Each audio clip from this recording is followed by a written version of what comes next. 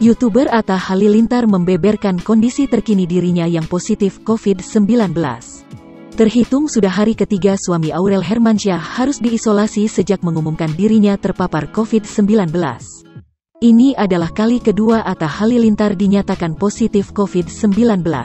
Sebagai pengantin baru, Atta Halilintar terpaksa berjauhan dengan istrinya, Aurel Hermansyah.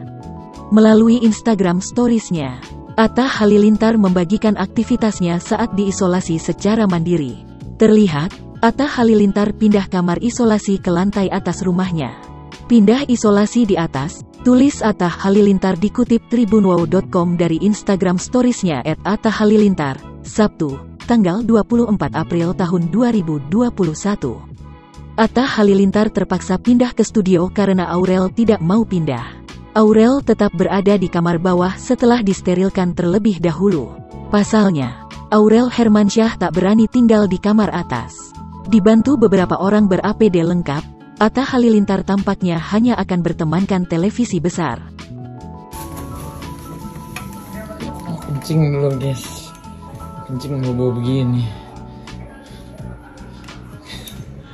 Gimana? Halo. Kencing kayak gini. Ini ujian guys.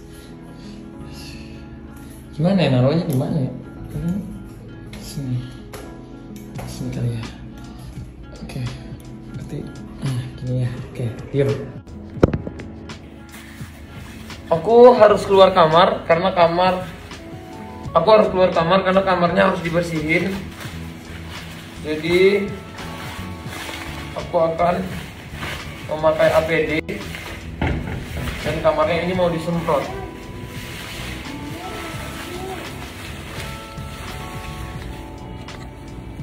Istriku,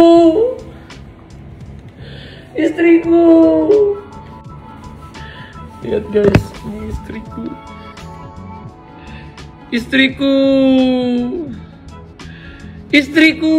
aduh, hah?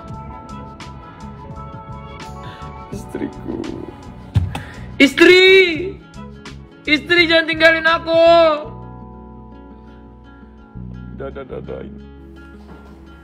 Indah.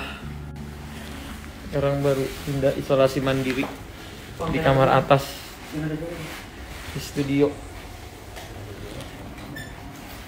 Karena istriku kalau tidur di kamar itu, kamar asistennya takut. Jadi aku yang tidur di atas. Kayaknya